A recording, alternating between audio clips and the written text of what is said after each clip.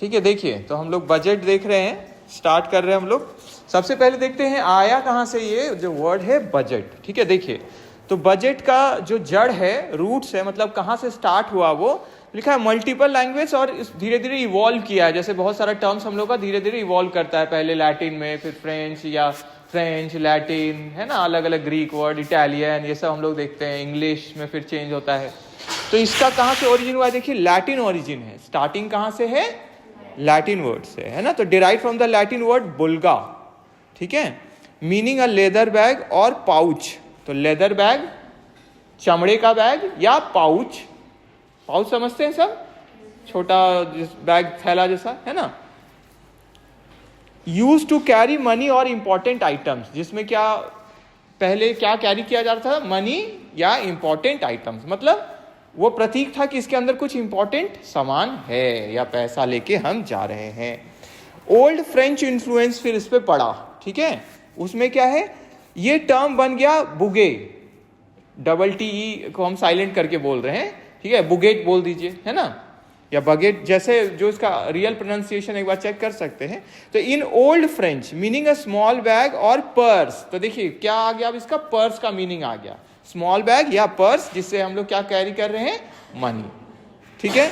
फिर middle English usage में ये जो वर्ड था, इट वॉज एडॉप्टेड एज बॉगेट, ठीक है। तो वहां फ्रेंच में GETT है, यहाँ पे क्या बन गया, BOWGET, बॉगेट, ठीक है, या बॉगे अगर टी साइलेंट कर ले, है ना। एंड रेफर टू, अच्छा पढ़ने समय एग्जाम के लिए उस समय प्रोनाउंसिएशन पे मत ध्यान दीजिएगा, क्योंकि एग्जाम के लिए लर्न कर रहे हैं तो वहां गलती ना हो जाए। तो ऐसे पढ़िएगा कि हम स्पेलिंग सही लिखे, क्योंकि वहां एग्जाम में आपका रिटर्न सही होना चाहिए, क्लियर है। लेकिन किसी के सामने जब बोलते हैं तो उस समय अगर हम उसको देख लिए प्रोनाउंसिएशन क्या है इसका रियल, तो वो ज्यादा अच्छा लगता है, सुनने लगता है ना कि हाँ ये मेहनत करके आए, बोल रहे हैं उस तरीके से। तो एग्जाम के लिए हमेशा स्पेलिंग करके, जैसे हम लोग का साइंस में था सीडोपोडिया, याद है आपको, एक था सीडोपोडिया प्लांट, उसमें पी लगता था शुरू में, है ना। तो PSEUDO इस तरह से स्पेलिंग था। तो एग्जाम में उसको हम लोग पढ़ते थे, कैसे पढ़ते थे, पी सीडोपोडिया, है ना। लेकिन कोई बोले क्या है तो बोलते सीडोपोडिया, समझ में आया।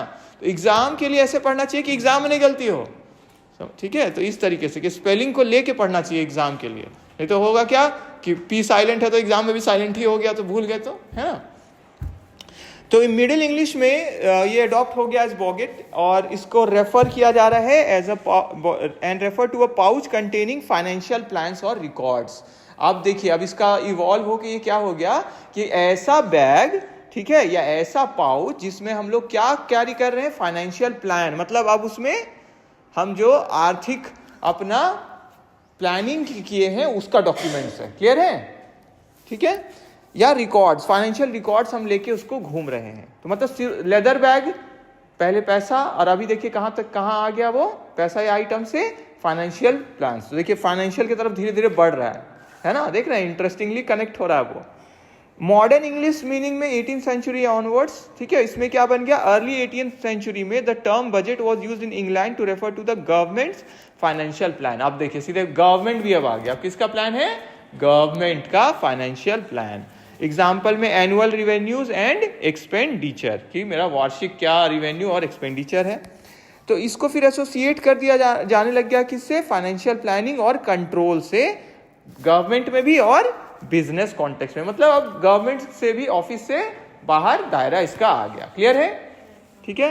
करंट मीनिंग इसका क्या है, जो हम लोग समझते हैं सिंपल वर्ड्स में, कि today budget refers to a planned allocation of income and expenses, जहां पे हम लोग क्या करते हैं, प्लान्ड एलोकेशन करते हैं, आवंटन करते हैं, बंटवारा करते हैं ना किसका, इनकम और एक्सपेंसेस का, for individuals, businesses and governments, ठीक है। ये एसेंशियल टूल है फाइनेंशियल मैनेजमेंट और डिसीजन मेकिंग में। जैसे हम लोग कल बजट देख रहे थे, तो बजट में क्या होता है, सरकार क्या बोलती है, कहाँ कहाँ हम लोग खर्च करने का इस बार प्रावधान बनाए। तो कल MSME और ये सब देख रहे थे ना, कि इतना 1000 करोड़ हम लोग इसके लिए खर्च करेंगे, है ना, इतना इसके लिए। फिर 7 जगह वो क्या था, रेल कॉरिडोर बन रहा है ना, इस तरह का था ना, लिंक करेगा, इस 7 जगह था कि इनको लिंक करेगा ये, तो उसके लिए खर्चा लगेगा ना। तो टोटल कितना उसके लिए फंड एलोकेट किया गया। फिर क्या होता है, पैसा कहाँ कहाँ से आएगा भी, तो इनकम का भी रहता है और एक्सपेंस, क्योंकि वो एक्सपेंस को फंड करने के लिए पैसा चाहिए ना आपको। क्लियर है सबको? ठीक है, तो यहां हम लोग देखें ओरिजिन किसका, वर्ड बजट का।